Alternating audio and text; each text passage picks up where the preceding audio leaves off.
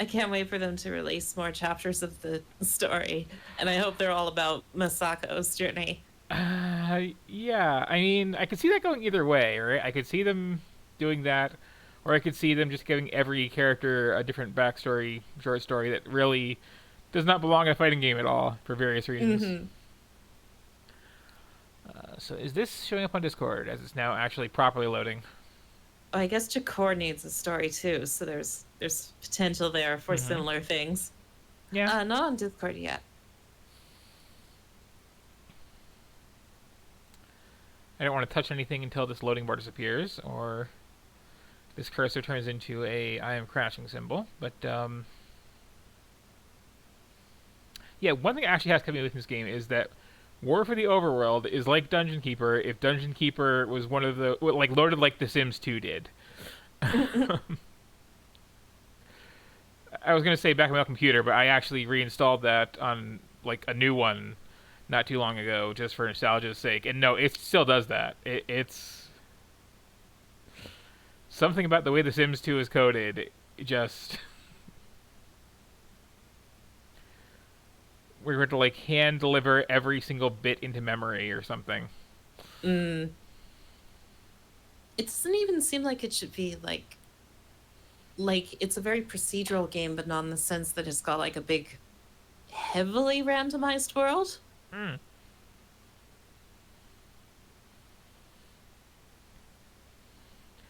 And this should be dead simple because like as I get into it here, um, just a little bit more gagging on the loading to do.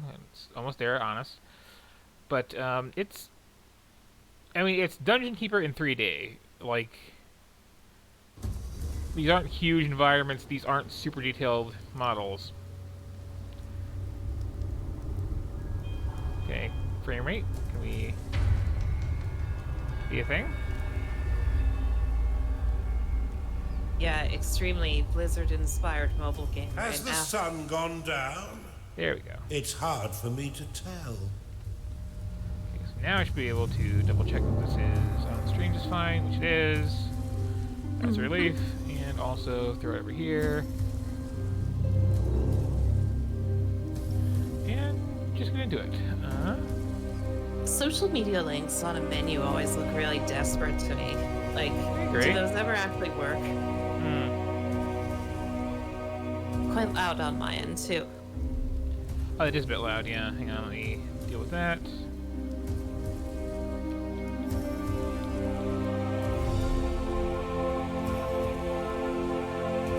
Sound settings.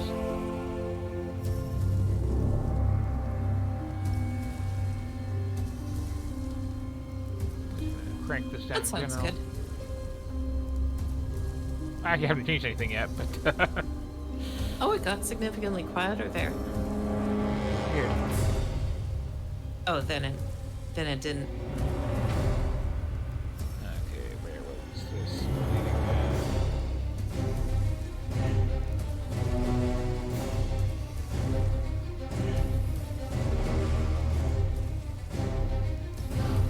Is there an in-game option menu for this? Of course there isn't.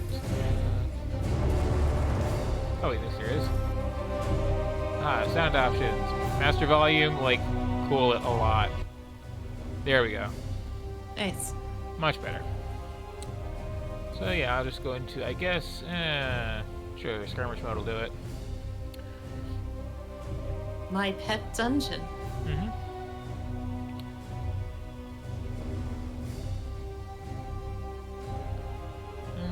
Sure, that works. Sure, that works.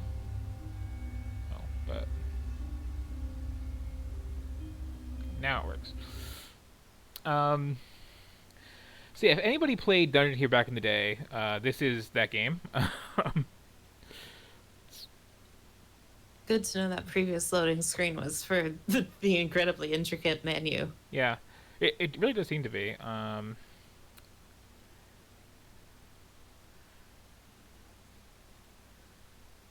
Are you gonna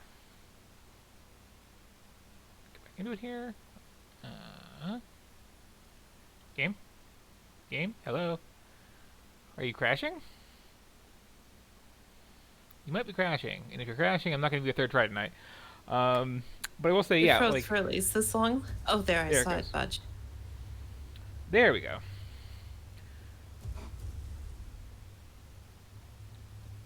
So yeah, Dungeon Keeper. It's nice.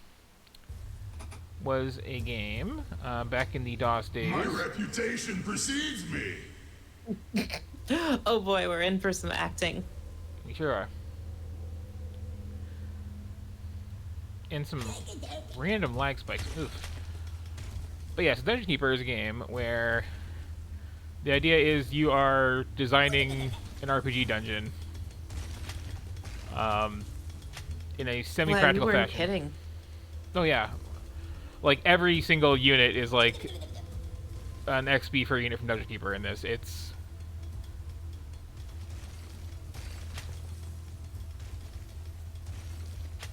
not very subtle about it. So what I'm doing right now is just, hollowing out some rooms here. Which I should make it a lot bigger than this, actually. 5x5 should do for these first ones. Which, yeah, oh. Give me tooltip. Your vaults cannot store. I kind of want to put the camera just like straight top down like it was in the original too. Okay, so let's also get, well, yeah. Claim the stuff, come on. You know what? Honestly, just leave the money on the floor in here, it's fine.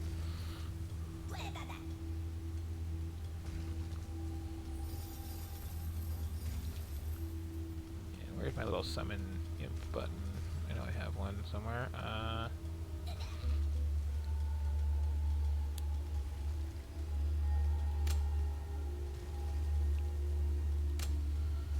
If you find yourself with an excess of workers, you can always drop them onto your dungeon core to dismiss them, releasing the locked mana. But yeah, so as I was saying, is now that it's properly set up. Dungeon Keeper is this old DOS game from Bullfrog, who did Populous and all the other Peter Molyneux games, where you are managing a dungeon. So, monsters come in, they need to, like, train, and they need to eat, and they need to sleep in various places. Eventually you tunnel through into other, like, enemy dungeons and or have, like, the curious local town just kind of invade you and start wanting to smash everything.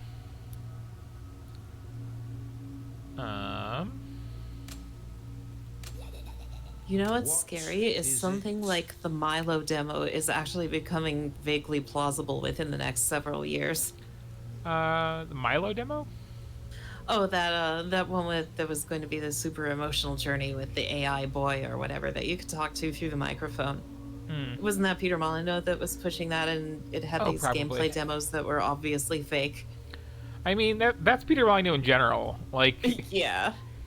he's the biggest empty hype man in the industry. And that's saying something.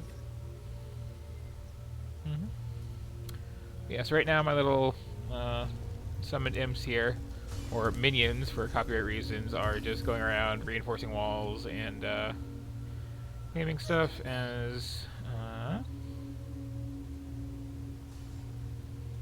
I'm basically waiting for the game to like really get going. I will still never forgive him for overstating the amount of dog content in Fable. Hmm.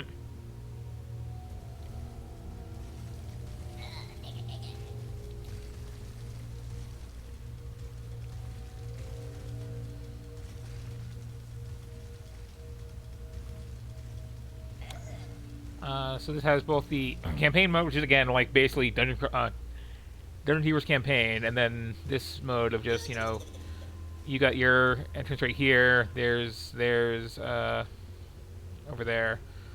Let's you and them fight, and Oh, actually, no, I don't have an actual entrance yet, do I? Those are kind of important. Let's see. Got a lot of cash. Oh, there's one. Okay. So I should That's okay, probably... Fractured Avatar. Nobody's perfect. What'd I miss? I'm just sassing chat.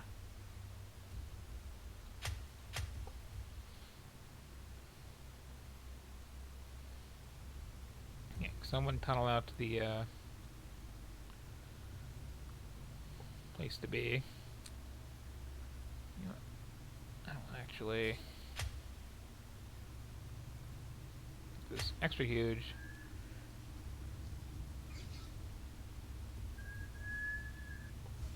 Not even sure what I'm going to do with this room yet, but we'll see.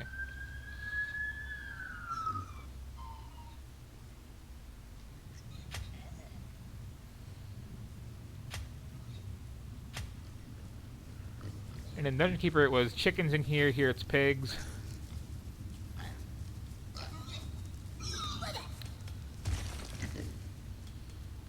Which your various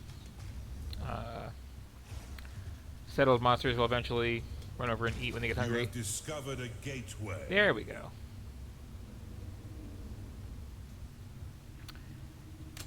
And it has like the same spells as Dungeon Keeper too, so I could say Don't worry, Underlord. You'll soon get used directly to possess this. this imp. And Now you can control your minions' movement with the W, A, S, and D keys, and change their unique quickbar abilities using the number keys. Left-click to use their current ability. Push the escape key to end possession. hey, wasn't that what it is?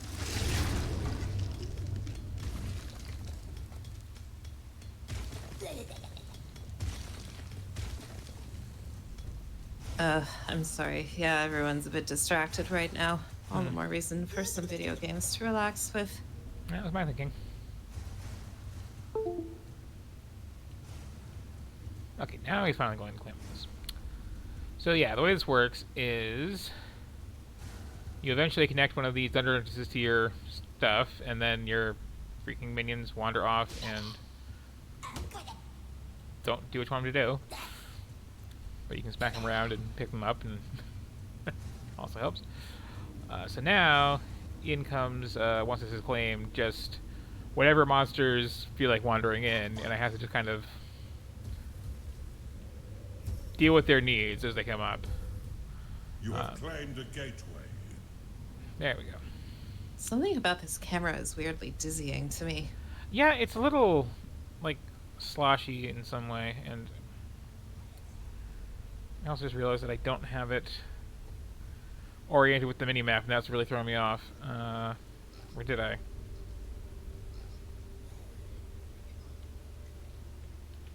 Okay, up is... no.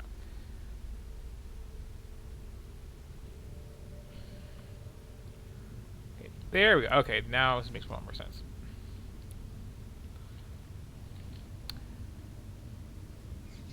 I understand why games do the thing where it's like you have your map and then you just have like a rectangle defining what's actually on screen, or trapezoid or whatever. But it's still really disorienting to me. Yeah. Like, yes, that is literally what's on screen, but like, that's nice.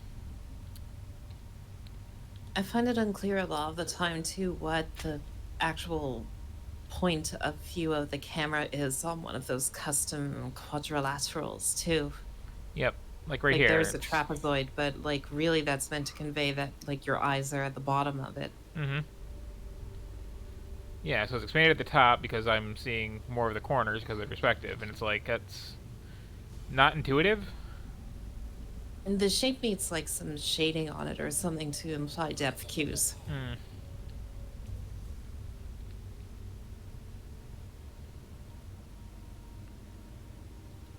Anyway, I would expect normally there'd be a lot more activity in here at this point. You have claimed I the wonder if gateway. games with this are like You've using the claimed the same view reception. frustum, whatever, that they're doing their culling with, and then they just draw it to the map You've as discovered is. a gold shrine. Say it again? Oh, I wonder if it's the same thing they're using to cull whatever's not on screen, and then they're just kind of drawing what is essentially debug info onto the map. Hmm.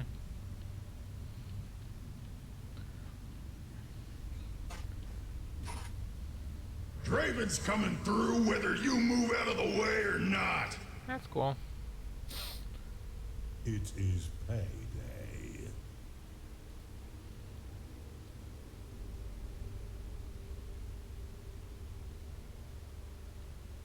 Hmm.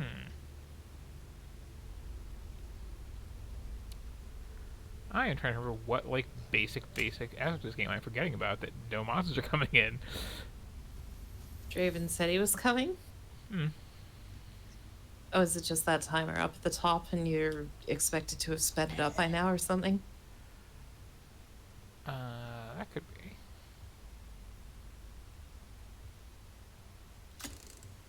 Oh no, this is the research tree. Beast Den unlocked. Is he going to announce every tech tree research? Foundry unlocked. Yep. Yep.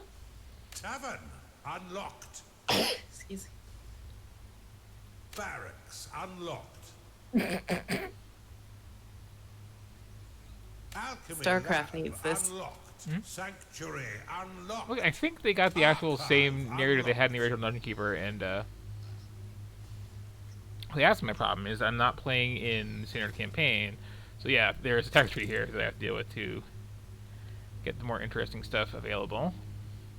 You can just do that. You can just make a sequel to someone else's game and hire the same actors. If you're careful not to use the same name, yeah. It happens more often than you think. I guess there is Dota 2. Perfect example, yeah. But then, of course, Blizzard wouldn't change their, like, terms of service to say, okay, but if anybody else makes a new Dota, then you have to,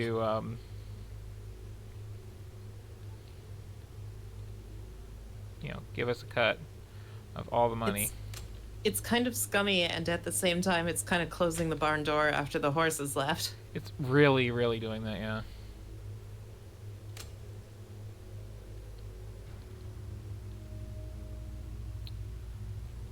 So Yeah, I was no expecting kidding. All this, those XCOM not quite sequels. Yep, well, that's the funny thing. I was looking at what I had left to stream, and the X's are like all XCOM or wannabe XCOM games. It's kind of hilarious. Oh, wannabe XCOM games that even start with X? Yep. I guess it was the X-Files that put in popular consciousness that X equals aliens. Mm-hmm.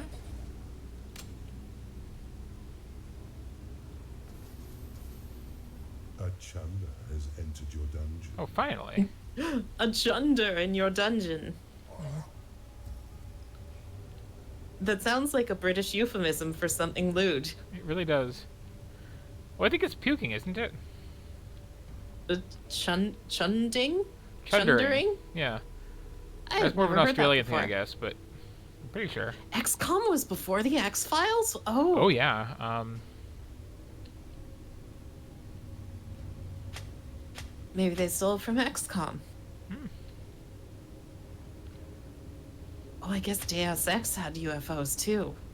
Even if that's not the letter X. I actually didn't realize the original XCOM was that old. Yeah, I mean, though I was saying that when I was streaming it, it's like kind of absurd how ahead of its time XCOM was. I'm enough of a 90s kid that you've got like the Sega Genesis and everything before that's like an Atari whatever. Yeah. Well, the Genesis was like 90, wasn't it? Oh yeah, I guess I had it a bit late.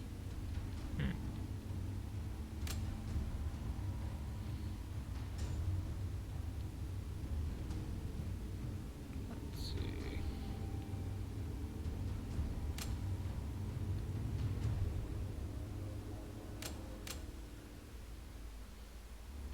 That said, they should totally release modern consoles with special editions that are like wood paneled. Hmm. Well, I mean, people keep trying to do that with like